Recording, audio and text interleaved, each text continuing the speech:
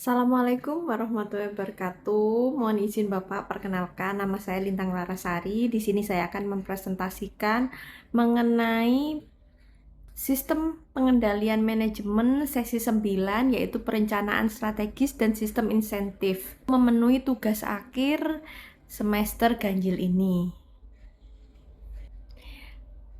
Yang akan saya bahas pada presentasi kali ini, di sini saya akan membahas apa saja, yaitu konsep dasar perencanaan strategis, kemudian tingkat strategi dalam perusahaan seperti apa, kemudian pengertian dan tujuan sistem insentif, dan jenis-jenis insentif juga, kemudian keterkaitan strategi dan insentif, dan tak lupa studi kasus untuk lebih memahami materi ini. Untuk perencanaan strategis di sini adalah proses memilih tujuan organisasi, menentukan kebijakan dan juga program yang diperlukan untuk mencapai tujuan tersebut, serta menetapkan mode yang diperlukan untuk memastikan strategi dan dapat diimplementasikan. Kemudian tujuan utama untuk perencanaan strategis ini yaitu menentukan arah perusahaan, yaitu visi dan misi, kemudian mengalokasikan sumber daya secara efektif, kemudian mengantisipasi perubahan lingkungan bisnis. Untuk tingkatan strategi dalam perusahaan ada 3 tingkatan, yaitu strategi korporat, strategi bisnis, kemudian strategi fungsional.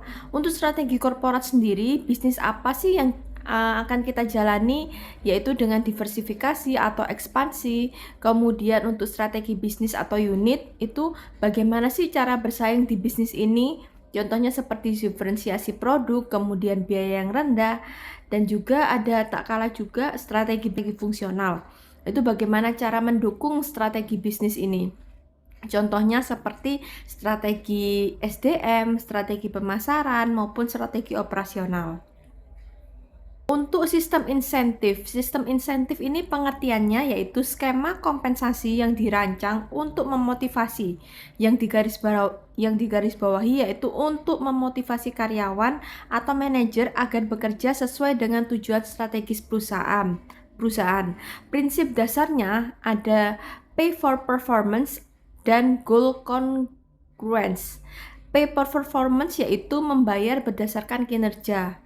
Kemudian goal congruence yaitu menyelaraskan kepentingan individu dengan tujuan organisasi.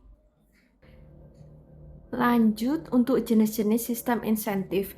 Jadi di sini insentif itu ada 4, yaitu insentif jangka pendek, insentif jangka panjang, kemudian insentif tim atau grup, dan insentif individu.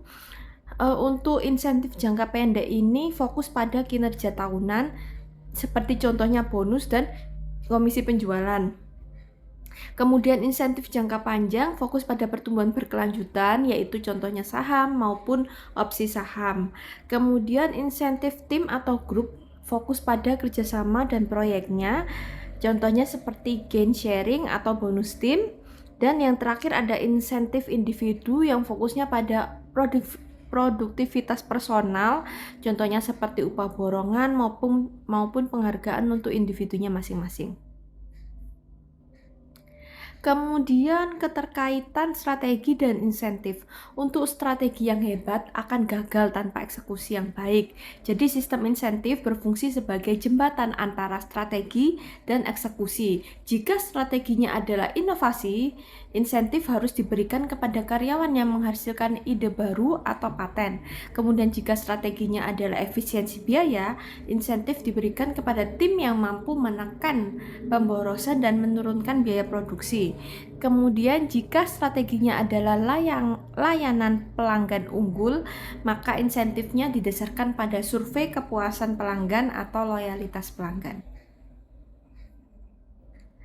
Studi kasus. Jadi suatu perusahaan mengalami penurunan pangsa pasar, strategi baru ditetapkan untuk meningkatkan kualitas produk dari standar menjadi premium untuk bersaing. Jadi untuk kata kuncinya adalah ditetapkan meningkatkan kualitas produk, ya, dari standar menjadi premium. Masalahnya di sini adalah sistem insentif lama hanya berdasarkan jumlah produksi. Akibatnya karyawan fokus produksi cepat sehingga banyak produk yang cacat dan target kualitas tidak tercapai karena selama ini hanya berdasarkan jumlah produksi. Pertanyaannya, mengapa strategi baru tidak berjalan? Serta bagaimana seharusnya sistem insentif didesain ulang agar selaras dengan strategi yang baru. Lanjut untuk jawabannya. Mengapa strategi gagal? Hal tersebut terjadi karena ketidakselarasan atau misalignment antara tujuan strategis dan matriks kinerja individu. Strategi perusahaan yaitu kualitas premium. Insentif karyawannya bonus berdasarkan jumlah unit yang dihasilkan. Nah, dari sini kan sudah tidak selaras antara kualitas yang premium serta bonus yang didasarkan pada jumlah unit yang dihasilkan. Akibatnya, karyawan secara rasional memilih untuk mengabaikan kualitas demi mengejar kuantitas. Karena itulah yang memberi mereka bonus. Insentif lama justru menghukum perilaku yang diinginkan oleh strategi yang baru, sehingga produksi lambat tapi teliti. Solusi rencana insentif baru untuk perusahaan ini yaitu perusahaan perlu mendesain ulang sistem insentif dengan pendekatan balance scorecard atau KPI yang sesuai. Jadi rekomendasi sistem insentif baru antara lain komponen bonus karyawan pabrik dipecah menjadi tiga. Kuantitas 40% dari bonus yaitu jumlah unit yang memenuhi standar, kemudian kualitasnya 50% dari bonus dengan tingkat cacat produk kurang dari 1%, feedback dari Departemen Quality Control-nya juga bagus.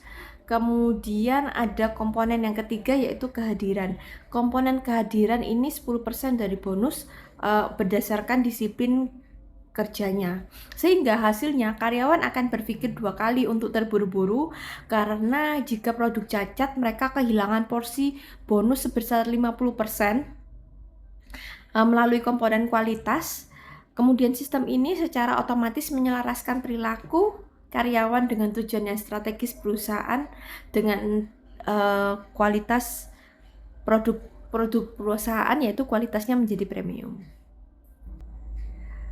Pelajaran yang penting yaitu alignment is key. Jadi sistem insentif harus menjadi terjemahan operasional dari strategi perusahaan. Kemudian ukuran apa yang penting. Jadi jangan hanya mengukur apa yang mudah diukur, tapi ukurlah apa yang penting bagi strategi perusahaan ini. Kemudian komunikasi, jelaskan kepada karyawan mengapa sistem insentif berubah dan bagaimana cara mereka menang dalam sistem baru tersebut. Kemudian yang tak kalah pentingnya evaluasi secara berkala, yaitu strategi bisa berubah, maka sistem insentif pun harus dievaluasi secara berkala tergantung dengan strategi perusahaan pada masa-masa tersebut. Terima kasih. Sekian penjelasan dari saya. Mohon maaf apabila ada salah-salah kata. Wassalamualaikum warahmatullahi wabarakatuh.